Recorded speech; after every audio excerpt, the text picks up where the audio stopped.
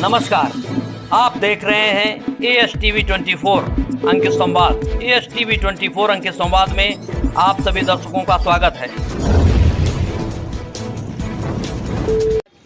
ASTV 24 से मैं समाचार संपादक बुद्धेश पांडे और हमारे सहयोगी उप संपादक रजनीश शुक्ला जी के द्वारा आज जिला अध्यक्ष श्री सुनील कुमार जी के द्वारा साक्षात्कार किया जाएगा।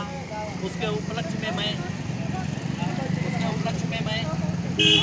आज पार्टी कार्यालय में पहुंचा हूं और जिला अध्यक्ष सुनील सिंह जी पार्टी कार्यालय में पहुंच चुके हैं और कुछ देर बाद हमारी उनकी वार्ता होगी और आपको उनके जीवन परिचय के बारे में, राजनीति के बारे में और विकास के बारे में हम अवगत कराएंगे।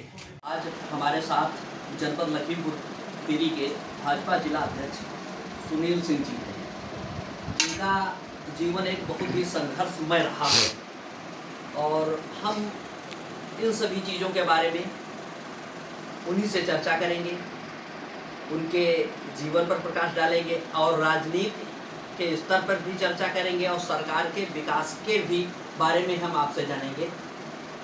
जिलाध्यक्ष सुनील सिंह जी, प्रारंभिक शिक्षा आपने कहाँ से प्राप्त की और राजनीति में आने का क्या मकसद रहा आपका? हमारे पूरे परिवार की शिक्षा गुरु नानक इंटर कॉलेज में है। उसके बाद पृथ्वीराज केसरी इंटर कॉलेज में मैथ से इंटर किया। इसके बाद युवराज दत्त महाविद्यालय में पढ़ाई की। उसके बाद लखनऊ विश्वविद्यालय से अध्यक्ष जी, संगठन में आपने किन किन पदों पर सेवा की और उसके बाद में जिलाध्यक्ष का दायित्व आपको संगठन के द्वारा सौंपा गया? बाल काल से राष्ट्रीय स्वयं सेवक संघ के स्वयं सेवक रहे। अखिल भारतीय विद्यार्थी परिषद में लगातार कार्य किया। वार्ड अध्यक्ष और मंत्री उसमें हुआ करते वार्ड का मंत्री रहा। उसके बाद विद्यार्थी परिषद से शासन का उपाध्यक्ष रहा, शासन का अध्यक्ष रहा, भारतीय जनता युवा मोर्चा का जिला उपाध्यक्ष रहा, महामंत्री रहा, उत्तर प्रदेश कार्य समिति युवा मोर्चा का सदस्य रहा, जिले का मंत्री रहा, 2 बार उपाध्यक्ष रहा और इस समय 2019 से कुछ लोगों का कहना है कि आपका जो मूल निवास रहा, जो पूर्वजों का गैर जनपद गोंडा रहा, आप कब लखीमपुर स्थापित हुए और आपने लखीमपुर की जनता के साथ कब से सेवा की? निसंदेह हमारा परिवार गोंडा जिले का रहने वाला है और हमारे पिताजी की जूनियर हाई स्कूल तक की शिक्षा भी गोंडा में हुई, लेकिन उसके बाद उन्होंने यहाँ शिक्षा ग्रहण की, नौकरी की है और हम सभी भाई बहनों का जन्म यही हुआ। अध्यक्ष जी, ये तो आपके बारे में हमने जाना। अब हम आ जाते हैं मेन बिंदु पर। भाजपा सरकार में लमसम गुंडा मवाली भूमाफियाओं का जैसे अंत हो रहा है और अभी 21 तारीख से सरकार ने नशे के ऊपर भी बहुत बड़ा अभियान चलाया है। इसे आप किस दृष्टिकोण से देख रहे हैं? हमारी सरकार का और हमारे संगठन का एक ही सोच है कि गुंडई खत्म हो, अपराध खत्म हो और जो बच्चों और लड़कियों से संबंधित अपराध होते हैं उनको जड़ से समाप्त करना है और नशा भी दीमक की तरह समाज को खा रही है। इसके लिए भी हमारी सरकार सजग है और उस पर कार्रवाई करेगी। अध्यक्ष जी, हमने देखा और जब से हमने जाना, लमसम मैं 94-95 से बारे में आपको जान रहा हूँ और आपका जीवन जो है बहुत सादगी भरा रहा। हम आपके जीवन की ऐसी कोई घटना का उल्लेख जानना चाहते हैं जो कहीं ना कहीं याद रहती हो और जीवन भर याद रहे। कोई ऐसी घटना है जीवन की? अब आप इंगित करें कि कौन सी घटना के बारे में पूछना चाहते हैं, किस समय पूछना चाहते हैं। बहुत सी घटनाएं, सैकड़ों हजारों घटनाएं हैं, वर्णन करने के तो बहुत टाइम लगेगा। राजनीति के पर्पज से हो या व्यक्तिगत जीवन पर हो? राजनीति क्षेत्र में 27 नवंबर 2019 को जब हम सो रहे थे तो उस समय तत्कालीन प्रदेश के महामंत्री और क्षेत्र के प्रभारी का फ़ोन आता है वही 11:30 बजे के आसपास। तो हमने फ़ोन उठाया और इतने में फ़ोन कट गया, हमसे ही कट गया, बटन लाल वाली दबी कटने वाली। फिर हमने फ़ोन मिलाया तो बिजी हो गया। फिर थोड़ी देर फिर से उनका बैक कॉल आती है तो उनको लगा कि यही बताया जाएगा कि इस बार अब नहीं बन पाए, फिर अगली बार कहीं देखा जाएगा जी। लेकिन उन्होंने तुरंत भी कॉल उठाया, उन्होंने कहा भाई साहब से बात की। भाई साहब का मतलब आदरणीय बंसल जी ने कहा भाई सबको लेकर चलना, किसी से वो नहीं करना है और आपको ऐसे विचार किया जाए। हमने कहा भाई मुश्किल लगी और उसके बाद पता चला कि हम अध्यक्ष घोषित कर दिए।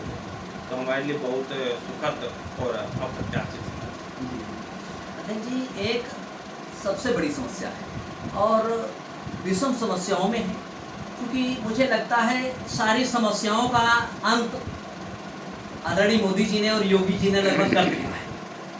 लेकिन एक बेसहारा जो है गौवंशी पशु, जो कि मैं भी किसान हूँ और आप भी कहीं ना कहीं से किसान हैं, क्योंकि इस समस्या का समाधान कहीं किसानों को नज़र नहीं आ रहा है। और इस समस्या का समाधान अगर हो जाता है तो मुझे नहीं लगता है कि कहीं आसपास भी कोई पार्टी भारतीय जनता पार्टी के पास भटकने का काम करेगी। निसंदेह ये बड़ी समस्या है और हमारी सरकार इसके लिए सजग है और इस समस्या को जड़ से ख़त्म करने के लिए प्रगतिशील है।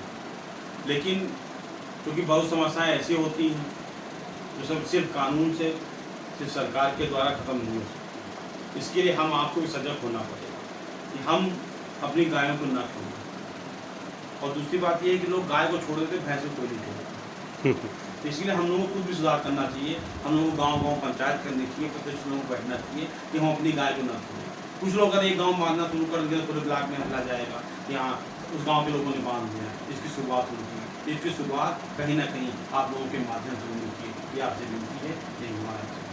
देखिए, हमने बहुत सारे किसानों से वार्ता की और हम उनके बीच जाएंगे, अपने चैनल के माध्यम से जाएंगे।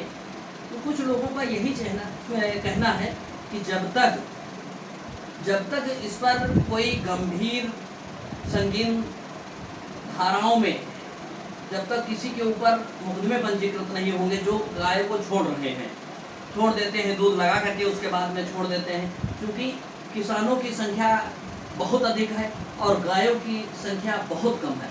यदि ऐसे में कोई आपकी सरकार यदि कोई विशेष कदम उठाती है, कोई ऐसा विधेयक पास करती है, तो मुझे लगता है कि इस समस्याओं का समाधान हो जाएगा, क्योंकि वही पुलिस है, वही सिस्टम है, हर चीज़ है। हमने और आपने लॉकडाउन में देखा, आदमी का बाहर से निकलना बंद था, गाय तो एक बहुत बड़ी छोटी समस्या है।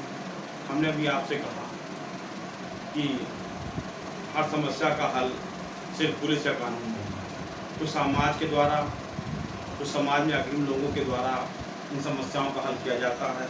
और हमारी पार्टी का मानना है कि समाज के लोग आगे आएंगे, सबको समझाएंगे कि अपने गौवंशों को अपने घरों पे बांधिए, तो निसंदेह यह समस्या खत्म हो जाएगी और सिर्फ पुलिस के बल पे यह समस्या कभी खत्म नहीं हो सकती। देखिए, हमने देखा 2022 का विधानसभा चुनाव, सभी रिपोर्टों आ रही थी कि लखीमपुर खीरी में 3 सीट मिलेगी भाजपा को, कहीं 2 मिलेगी, कहीं 4 मिलेगी। लेकिन आपने कैसी रणनीति बनाई जो सारी रिपोर्टों को फेल कर दिया और 8 की 8 सीटें भारी बहुमत से जीत करके गई। अंतर बहुत हार जीत का काफ़ी रहा। तो क्या रणनीति बनाई और इसका श्रेय किसको आप देंगे?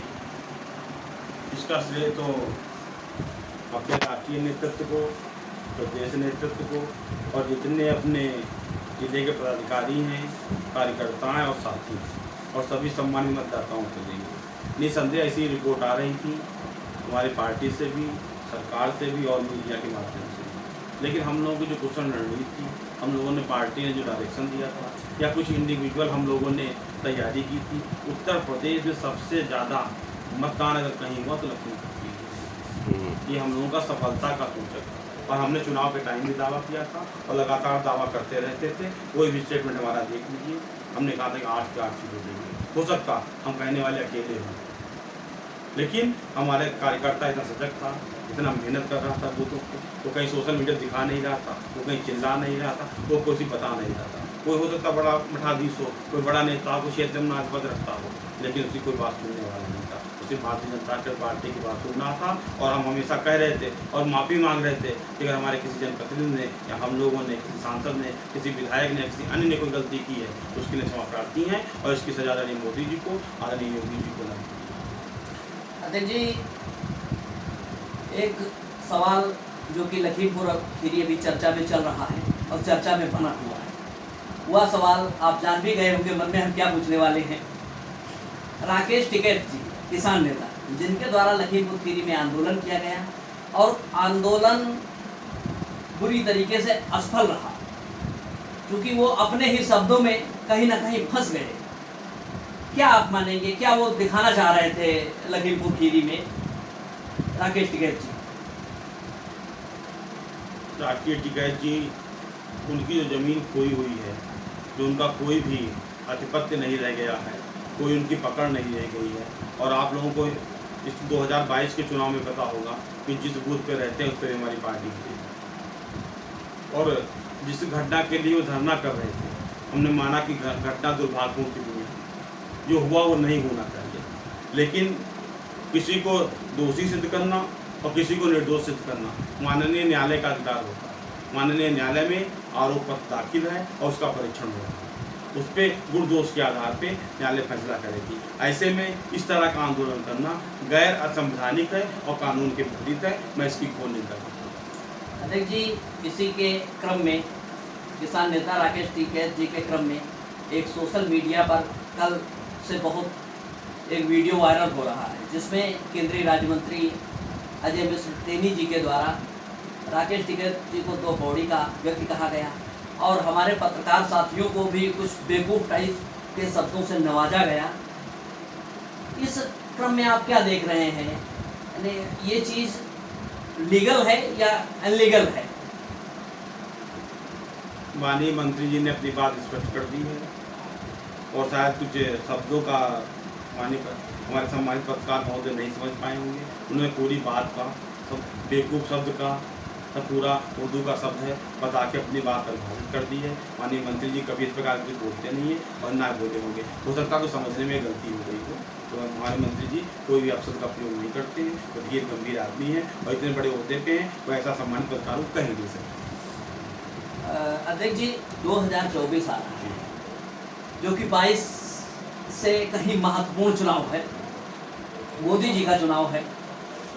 क्या आप फिर से इतिहास दोहरा पाएंगे कि नया इतिहास रचने वाले हैं? क्या मानना है आपका? हमारे लिए सभी चुनाव महत्वपूर्ण होते हैं, चाहे वो हमारा ग्राम सभा का चुनाव हो, क्षेत्र पंचायत का चुनाव हो, जिला पंचायत का चुनाव हो, सांसद का चुनाव, विधायक का चुनाव हो। हम लोग 2024 के लिए हम अपने कार्यकर्ताओं के दम पर पूरी तरह तैयार हैं, और हमारे जिले का कार्यकर्ता और हमारे जितने पदाधिकारी सदैव ख्याल रखते आ रहे हैं। इस बार 2024 में 2019 से ज़्यादा मतों से दोनों सीटें जीत के भेजेंगे, कि आपके माध्यम से जनता को बताना चाहते हैं और सभी अपने सम्मानित जो साथी हैं उनको बताना चाहते हैं। अध्यक्ष जी, एक हम अपनी मांग रख रहे हैं आपके माध्यम से, और आपके माध्यम से सरकार से मांग कर रहे हैं कि जो मीडिया के लोग हैं, वास्तविक मीडिया के लोग हैं, जिन्हें सूचना कार्यालय में जिनके द्वारा अथॉरिटी दी गई है, यदि ऐसे लोगों पर आरोप लगना संभव है, आप भी राजनीति में हैं, क्योंकि आरोप लगाना संभव है, लेकिन मैं ये आपके माध्यम से मांग कर रहा हूँ और लिखित तौर में आप सरकार से आग्रह करें कि यदि किसी भी पत्रकार बंधु के खिलाफ कोई भी प्रार्थना पत्र या आरोप पत्र थाने में जाता है, तो संबंधित की जांच कराने के बाद में उसके खिलाफ प्रथम सूचना रिपोर्ट दर्ज हो, क्या जमीन है, मेरी मांग सही है या गलत है। और आपके द्वारा मेरे द्वारा मांग की जा रही है। मैं पत्रकार एकता महासंघ फाउंडेशन का प्रदेश अध्यक्ष भी हूँ, उस नाते भी मैं आपसे मांग कर रहा हूँ, और आप सहयोग करें, चूँकि मीडिया आप लोगों से कभी पीछे हटी नहीं है। जो आप लोगों की सरकार ने संगठन ने किया है, उसे भी दिखाने में कभी गुरेज नहीं किया है। अध्यक्ष जी, आपकी मांग जायज़ है और हम और हमारी पार्टी सदैव पत्रकारों का सम्मान करती है। लोकतंत्र के चौथे स्तंभ, आपकी बात जायज़ है, इसके बारे में शासन से बात की जाएगी और ऐसा ही करने हमने पीढ़ियों से आग्रह किया। लास्ट सवाल है अध्यक्ष जी, आपने समय दिया। लास्ट सवाल है अध्यक्ष जी, छात्र राजनीति से लेकर और जिला अध्यक्ष का सफर जो है, संभवतः मुझे नहीं लग रहा है कि किसी ने तय किया हो। ऐतिहासिक कार्य जो है वो सिर्फ आपने किया है। इसका श्रेय आप किसे देंगे? शायद आपको ध्यान होगा जब शासन के अध्यक्ष का शपथ ले रहे थे अध्यक्ष जी, तो मैंने भाषण में कहा जी कि इस प्रांगण में उपस्थित भगवान से दुर्लभ और मुझे यहाँ इतना पहुँचाने वाले मेरे जैसे दुर्लभ साथी हैं। उनकी बदौलत में यहाँ पहुँचा हूँ। अपनी कर्मठता के द्वारा धर्म साथी हुआ बदौलत यहाँ पे पहुँचा हूँ। इसलिए कहने में कोई ये थे हमारे साथ हमारे जनपद लखीमपुर खीरी के बहुत सादगी भरा जीवन है जिनका जिलाध्यक्ष श्री सुनील कुमार सिंह जी, जिन्होंने ASTV 24 अंकित संवाद को समय दिया। इसके लिए मैं अपने चैनल की तरफ से और अपने सभी साथियों और अपने संगठन की परिवार की तरफ से आपको बहुत बहुत धन्यवाद देता हूँ। नमस्कार।